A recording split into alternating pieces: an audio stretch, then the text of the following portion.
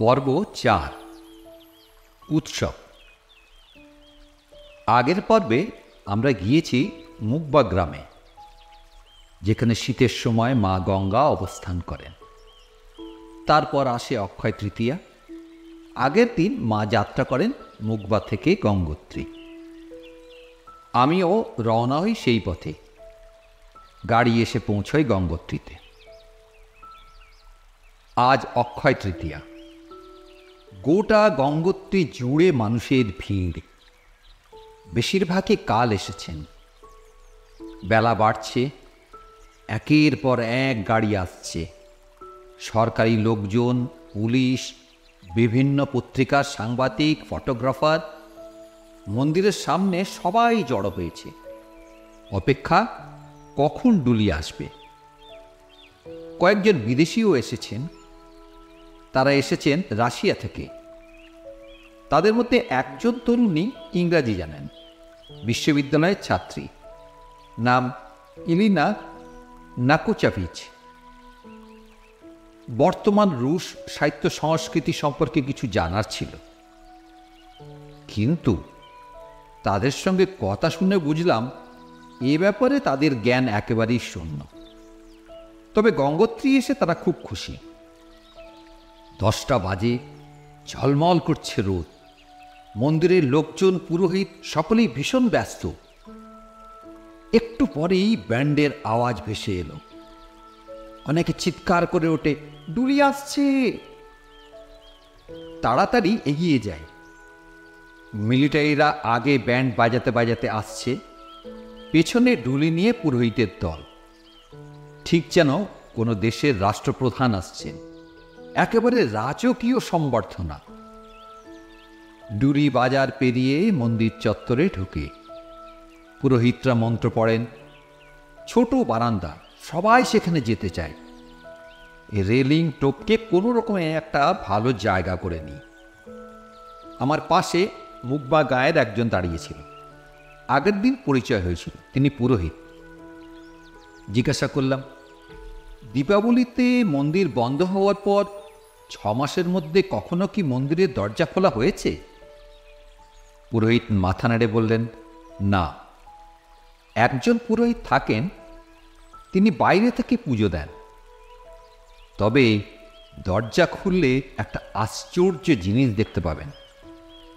মন্দিরের ভেতরে প্রদীপ জ্বলছে। 6 মাস মন্দিরের দরজা বন্ধ, তবু ওই প্রদীপ কিন্তু নেভেনি। কখনো ওই প্রদীপ নেভে না। বলা হয় অখণ্ড দ্বীপ। মন্দিরের দরজায় বড় বড় তালা ঝুলছে। পুরো বারান্দা লোকের ভিড়ে উপচে পড়ছে। একজন পুরোহিত ঝোলা থেকে এক গোছা চাবি বার করেন।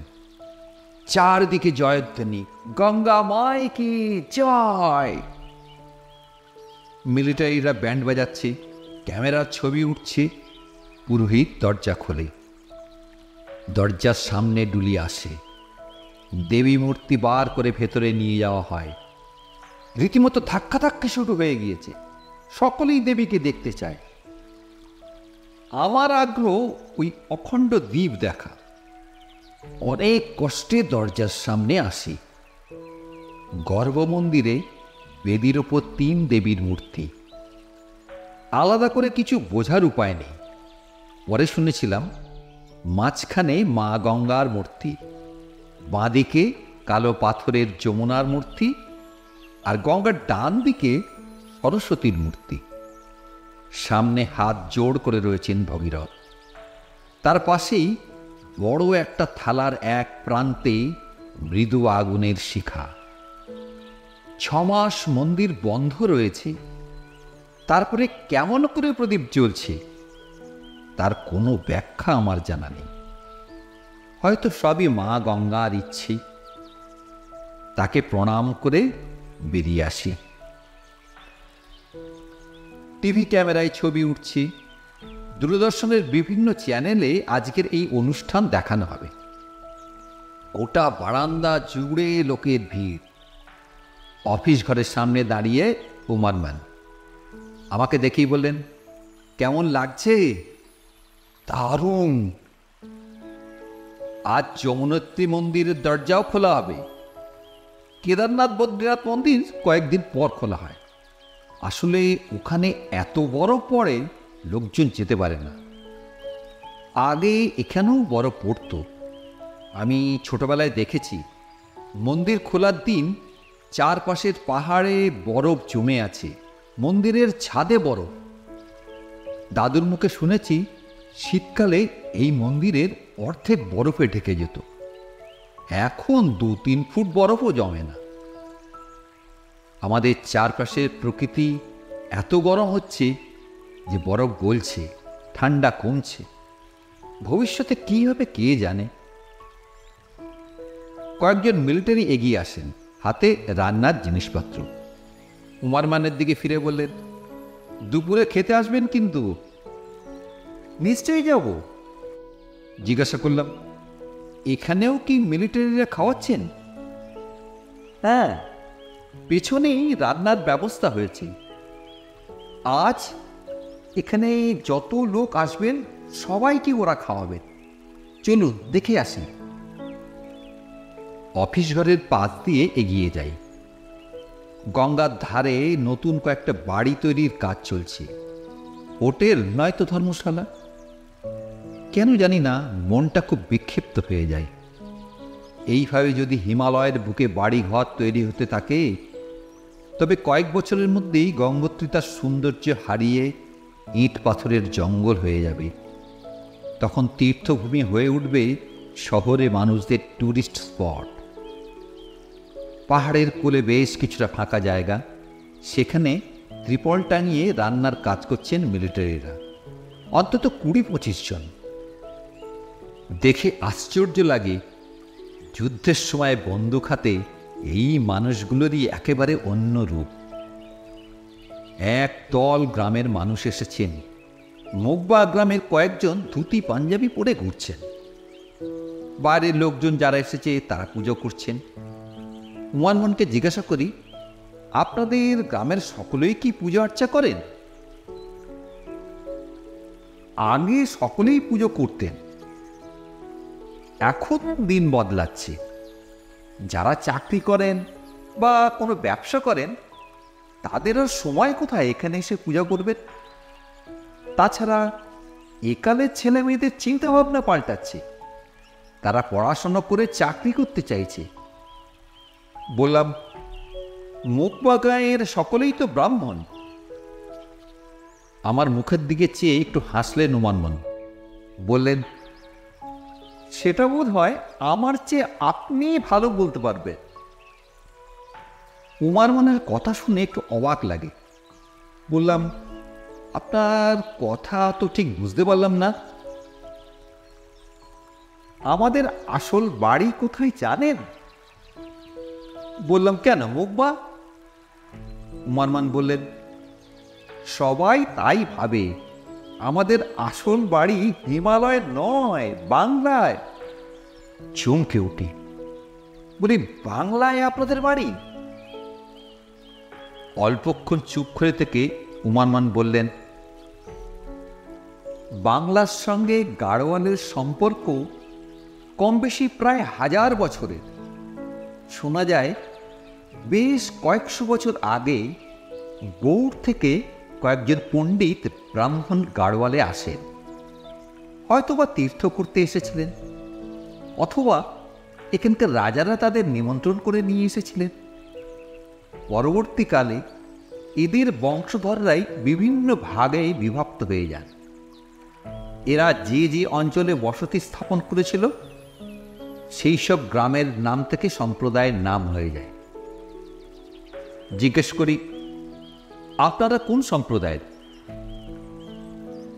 আমাদের বংশের কিছু পুরনো নথি থেকে জানা যায় বাংলার বীরভূম জেলার সীমাঙ্কার গ্রাম থেকে কয়েকজন তীর্থযাত্রী এসেছিলেন। তাদের মধ্যে একজন অসুস্থ হয়ে পড়েন, আর দেশে ফিরে যেতে পারেননি। তিনি এখানেই রয়ে যান।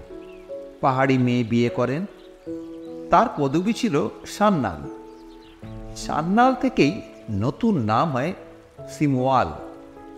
আমরা সকলে তারই বংশধর। চুপ করে ভাবি, এইভাবেই ভারতবর্ষের এক প্রান্তের মানুষের সঙ্গে অন্য প্রান্তের মানুষের আত্মিক সম্পর্ক সৃষ্টি হয়েছে। রাজনীতি, অর্থ, ধর্মের নানান বিভেদের মধ্যে কোথায় যেন একটা মূল সুর গঙ্গা ধারার মতন বয়ে চলেছে। অল্প কিছুক্ষণ বিশ্রাম নিয়ে বার হই। চোখে পড়ে এক মাতাজি। আগের দিন দেখেছিলাম। চোখে মুখে গভীর প্রশান্তি, মাঝারি বয়স, গেরুয়া পোশাক, এক মাথা চুল, কপালে বড় টিপ, সঙ্গে 4 জন শিষ্য। শুনলাম উত্তরকাশীতে মাতাজির আশ্রম। মাতাজি শিষ্যদের নিয়ে কোথাও চলেছেন। মুখোমুখি হতেই হাত জোড় করে প্রণাম করলাম। মাতাজি হাত তুলে বললেন, কল্যাণ হোক। পাশ থেকে একজন বলল, কোথায় চললেন মাতাজি? চলতে চলতেই মাতাজি বললেন, অনেকদিন পর গঙ্গোত্রী এলাম, একটু ঘুরে দেখি। কেন জানি না মাতাজিকে দেখে বড় ভালো লাগলো। বললাম, আপনার সঙ্গে যাব মাতাজি? হাসিমুখে মাতাজি বললেন, নিশ্চয়ই আসবেন। এগিয়ে গেলাম মাতাজির সঙ্গে। একটা ছোট্ট ব্রিজ, ব্রিজের পাশ দিয়ে চড়াই উতরাই রাস্তা। মাঝখান দিয়ে হাঁটেন মাতাজি।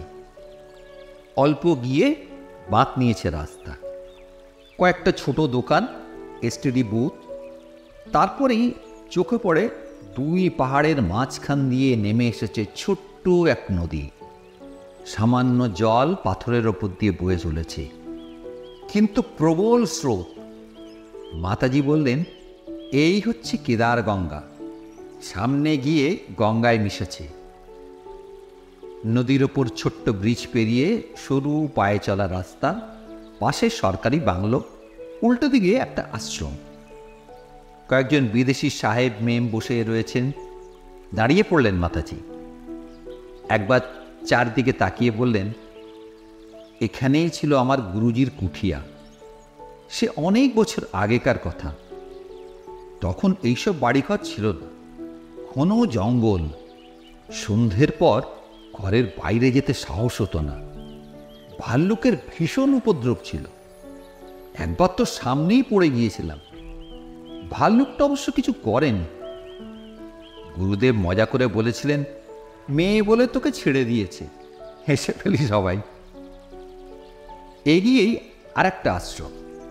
লম্বা বারান্দা, বিরাট চেহারার একজন বয়স্ক সাধু, রুক্ষ চেহারা। মাতাজির সঙ্গে 2 জন মেয়েকে দেখেই কুৎসিত ভাষায় কিছু বললেন। একজন কিছু বলতে যেতেই তাকে হাতের ইশারায় থামিয়ে দিলেন মাতাজি। কেউ আর কিছু বলেন না। এক সময় নিজেই নীরবতা ভঙ্গ করেন মাতাজি। আপন মনেই বলেন, গেরুয়া পড়লেই কি সাধু পাওয়া যায়? ও তো বাইরের আবরণ, আসল মন, ভাব আর ভাবনা।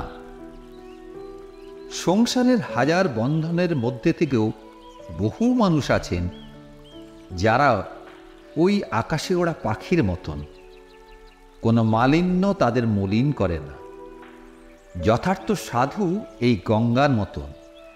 পাহাড়, সমভূমি, নগর, প্রান্তর, গ্রাম, শ্মশান, সর্বত্রই তার প্রবাহ। কত মালিন্য বয়ে চলেছে তার বুকের ওপর দিয়ে, তবু গঙ্গা পুণ্যতোয়া, পবিত্র।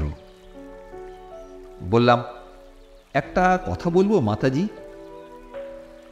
বেশিরভাগ সাধুই মেয়েদের সহ্য করতে পারে না, কাছে গেলেই দূর দূর করে। মাতাজির ঠোঁটের কোণে বিচিত্র হাসি ফুটে ওঠে। আগরমতি সহজভাবে বললেন, আসলে তারা ভুলে যায় পৃথিবীর সব সাধুরই জন্ম কোনো না কোনো নারীর গর্ভে। আর কিছু বলেন না মাতাজি। সামনের রাস্তাটা এবার নিচের দিকে নামে। বাতাসে প্রবল গর্জন ভেসে আসে। সরু রাস্তা। একটু এগিয়েই থমকে যায় সকলে। সামনে অপরূপ এক দৃশ্য। কেদার গঙ্গা আর গঙ্গার মিলিত জলস্রোত অসংখ্য ধারায় বিরাট এক পাথরের ওপর দিয়ে প্রবল বেগে 30-40 ফুট নিচে আছড়ে পড়ছে। তার রাশি রাশি ফেনায় কুণ্ডলি পাকাচ্ছে জল। বাতাসে বিন্দু বিন্দু জলকণা। জলের প্রবল স্রোতে পাথরের ওপর ক্ষয় তৈরি হয়েছে, জটার মতন অজস্র রেখা।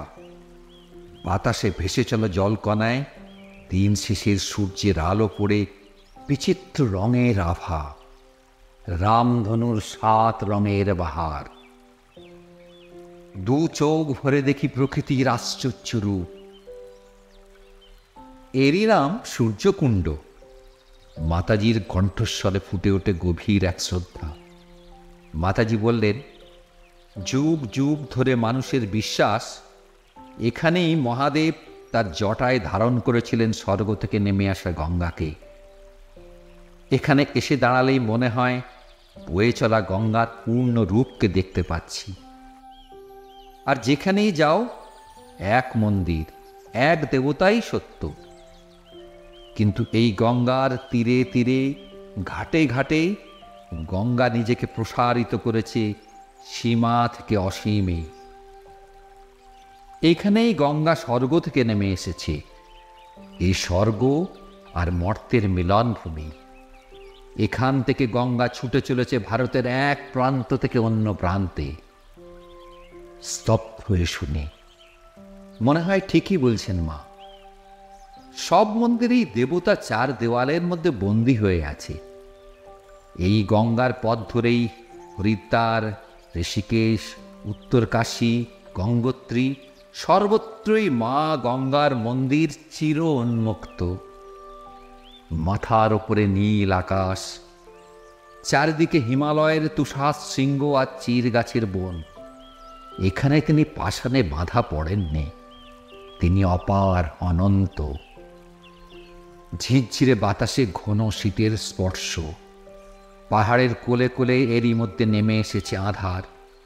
জলকল্লোলের শব্দটুকু ছাড়া আর কোথাও কোনো শব্দ নেই। সেই নিস্তব্ধতার মধ্যে নিজেকে যেন হারিয়ে ফেলি। নমস্কার। এই পর্বের মতন আগামী পর্বে আপনাদের শোনাব মাতাজির জীবনের আশ্চর্য গল্প। ততক্ষণের জন্যে বিদায়। গল্পটি কেমন লাগলো কমেন্ট বক্সে অবশ্যই জানাবেন এবং সাবস্ক্রাইব বাটনটি প্রেস করে রাখবেন, যাতে পরবর্তীকালে আমরা কোনো ভিডিও অথবা অডিও গল্প আপলোড করলে আপনারা সবার আগে তার নোটিফিকেশন পেয়ে যান। ধন্যবাদ।